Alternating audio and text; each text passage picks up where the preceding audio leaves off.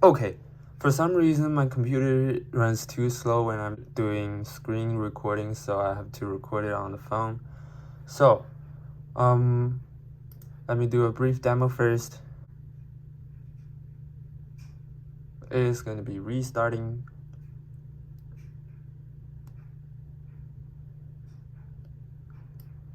As you can see, I can still drag around, so the previous features of this app still works.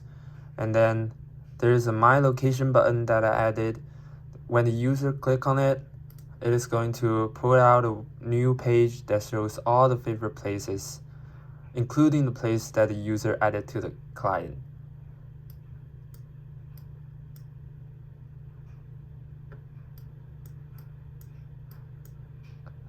And I can also click on back so that it goes back to the map view. And now what I'm going to do is going to add a new favorite place. As you can see, I add a new edit text component in the XML file where the user could enter names for the favorite place. So I'm gonna type in random characters for now. Okay, and save it. Go to My Location again, and drag goes all around under it. And there it is, the name and the description. So it's good. One of the most challenging things that I encountered is I didn't have any previous computer programming experiences before, except for Java that is taught in CS 124. So I had to learn how to work with XML file, especially how like this little component works. And I found this tutorial really tells me a lot. So there should be a tree structure here. So the XML elements include parent and child, so a child must have a parent. For example, our edit text component must have a parent that included. So for here, it is the linear layout that include the edit text component. I also found this documentation really helps me. It's probably not a documentation, but it really helps me. As you can see, it tells me how to set the view of the text view that I want to add for showing all the favorite places and updating the text when the user add a new favorite place.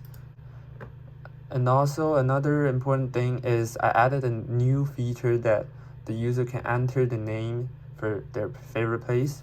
So the most important thing is the name does not take as much place as the description, so we have to distinguish their importance. This documentation also tells me the weights just represent the importance of each text view.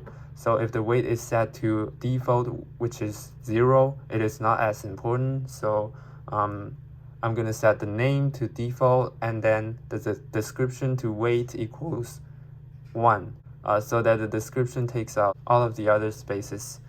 Another thing I want to point out is that previously I was using this Pixel 4 API 33 emulator, and for some reason it keeps showing me the error message that system UI is not responding or a process system is not responding. It always wasted me a lot of time, so I did a bunch of search to solve this problem too, and this website helped me a lot. So I followed some of those instructions. Some of them work, some of them don't. So I finally found the solution is that I have to switch the emulator to a new one, and it totally works fine for me now.